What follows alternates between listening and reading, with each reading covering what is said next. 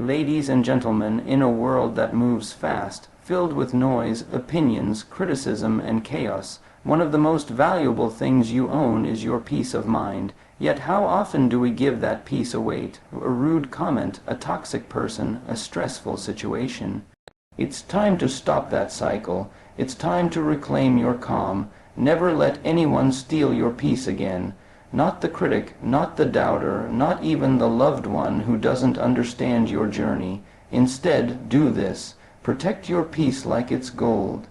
Because it is. You see, peace isn't the absence of problems. It's the presence of clarity, self-control, and boundaries in the middle of the storm. You can't control what others say or do, but you can control your response. And when you do that, you take back your power. So the next time someone tries to bring you down, frustrate you, or question your worth, don't fight back, don't shrink down. Just rise above, stay grounded, and remember, you are the gatekeeper of your peace. Most people struggle with the idea of boundaries because we've been conditioned to believe that saying no is selfish, that prioritizing ourselves is rude, and that we should always be available, agreeable, and accommodating.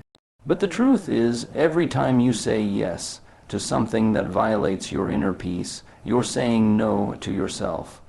Boundaries are not about pushing people away. They are about drawing a clear line where your mental and emotional safety ends and someone else's chaos begins.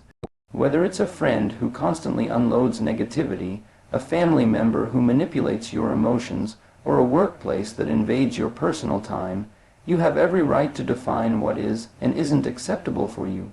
People may resist your boundaries because it disrupts the comfort of your past patterns. They may guilt-trip you, label you as distant, or accuse you of changing. But growth demands space, and space is created through boundaries. You weren't put on this earth to be emotionally available to everyone at all times. Your energy is not a public resource. When you set boundaries, you're not being cruel. You're being clear. Clarity is kindness. You teach people how to treat you by what you allow, by what you stop, and by what you reinforce. And the truth is, the people who truly value you will respect your boundaries, not resent them. Boundaries give you freedom, not the kind that isolates you from others, but the kind that allows you to show up fully without resentment or emotional exhaustion. They are the framework of self-respect, the architecture of peace. And once you start setting them, you'll notice how certain people fall away.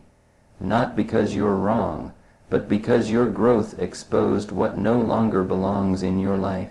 Reaction is instinctual, but restraint is powerful. In a world where people are quick to offend and even quicker to respond, the one who stays calm holds the real strength. Not every insult deserves your anger. Not every provocation deserves your voice. And not every battle deserves your presence. When someone tries to stir you up, be it through criticism, sarcasm, or passive aggression, your immediate urge may be to defend, attack, or correct. But that urge is exactly where you lose control. Emotional reactivity turns you into a puppet, and the one who triggers you becomes the puppeteer. The more you react, the more power you give away. Learning not to react doesn't mean you're weak or indifferent. It means you've elevated to a level where your emotions are not dictated by someone else's behavior. It's about having emotional discipline, the ability to pause, observe, and then choose a response that aligns with your peace, not your ego. Imagine someone throwing a burning match toward you. If you catch it, you get burned, but if you let it fall, it extinguishes on its own. The same goes for words and energy. What you don't catch can't hurt you. It dies in the silence you hold. That silence is not emptiness. It's power, it's control, it's self-respect. Mastering this art is not about suppression, it's about liberation. You no longer feel the need to prove yourself, explain yourself, or involve yourself in drama that doesn't add value to your journey. And slowly, with practice, you start noticing the peace that silence brings, the strength that calm gives, and the clarity that comes when you no longer let other people's chaos pull you into storms that aren't yours. One of the most liberating decisions you'll ever make is realizing that not every negative opinion, action, or situation requires your emotional investment. Emotional detachment doesn't mean becoming cold or numb. It means you refuse to let other people's chaos dictate the rhythm of your inner world. It's about learning to observe instead of absorb. People will project their pain, insecurities, and unresolved wounds onto you. They'll criticize what they don't understand. They'll mock what they fear. They'll try to dim your light because they haven't found their own. And if you're not careful, you'll take their pain personally.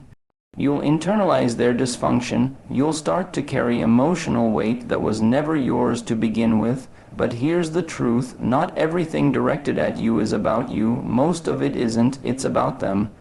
Their story, their past, their lens. And when you learn to emotionally detach from that noise, you become immune to the poison. You stop chasing explanations, stop arguing with broken logic, and stop expecting validation from people who are disconnected from themselves. Detachment is choosing to walk away not because you don't care, but because you finally do. About yourself, your energy, your sanity. It's understanding that someone else's negativity is their storm, not your atmosphere. When you stop giving your emotional energy to things you cannot control, you reclaim your life force, your clarity, your direction.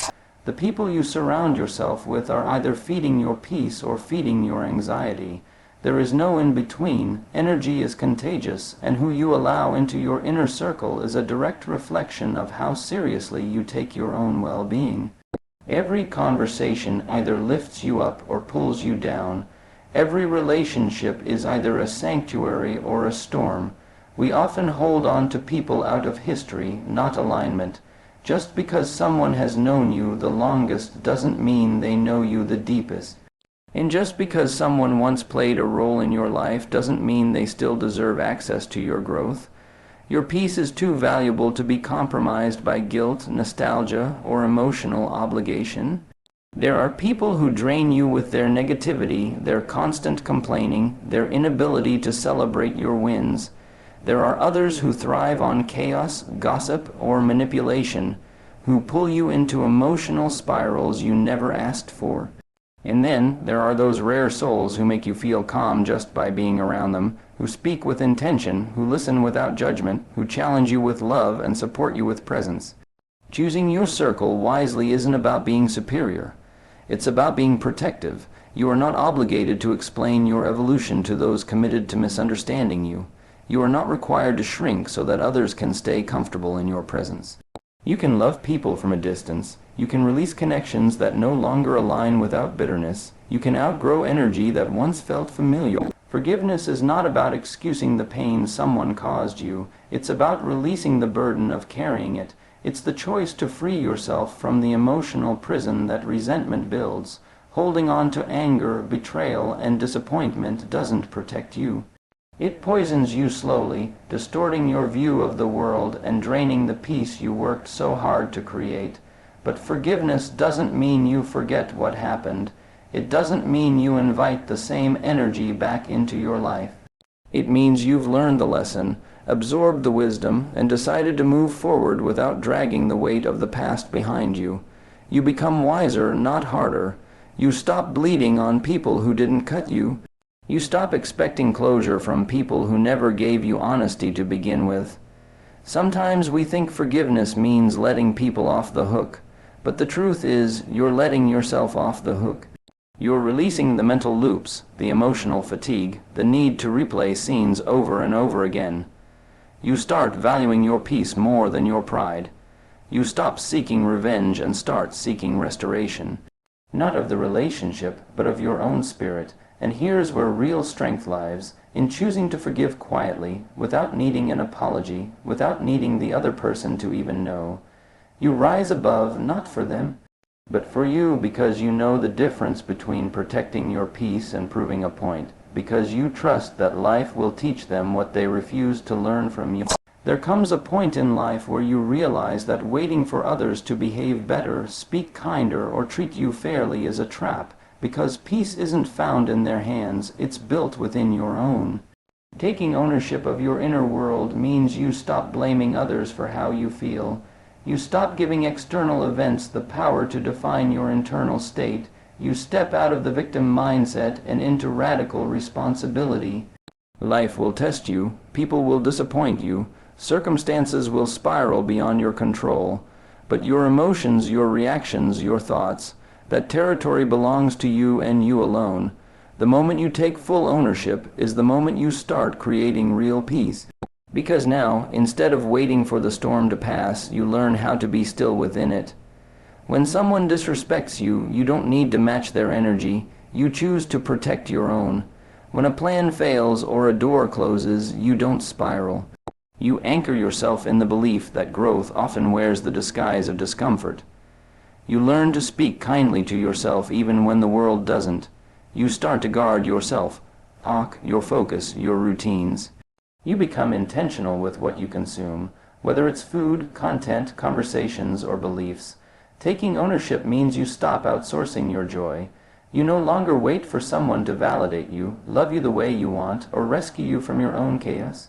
You become your own healer, your own motivator, your own safe space. You stop negotiating your peace for temporary approval. You stop letting others write your emotional story. You pick up the pen and you write it yourself from a place of awareness, of alignment, of deep inner strength.